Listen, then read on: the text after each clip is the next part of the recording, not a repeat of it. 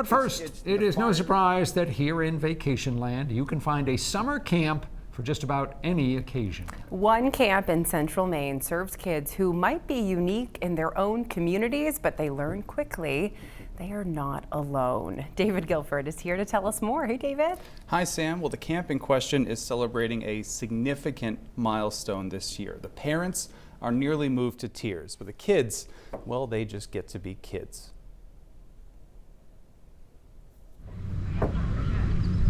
Summer camp is one of those mythical places where nothing else in the world matters. For a child living with a body that's a bit different from others back at school, this place in particular can be life-changing. Okay, just don't get that on the microphone. This is Luna. My other family has 5 fingers, but I'm glad in this world that there's a lot of people also different than me, like different legs, different arms. That's perspective well beyond her 6 years, and it's the kind of perspective you get at Camp No Limits.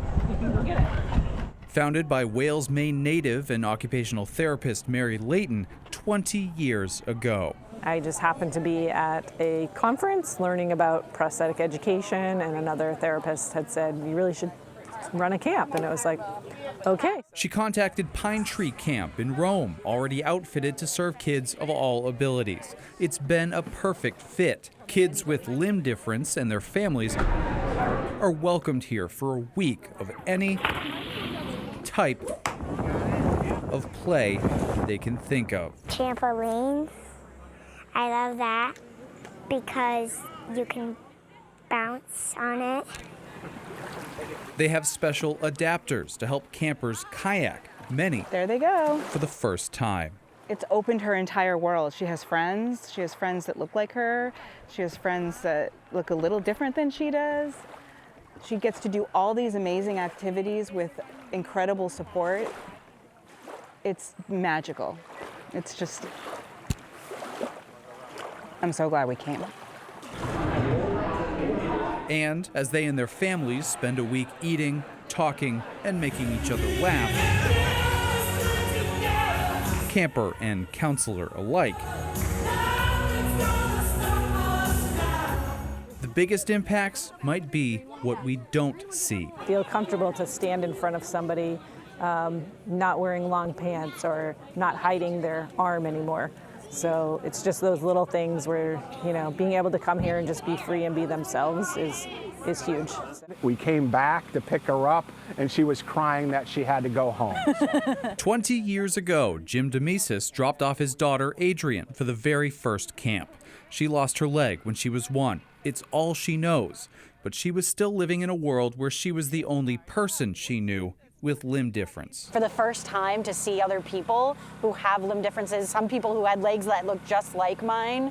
And I remember too, like some of the most impactful things in those first few years were seeing adults like me.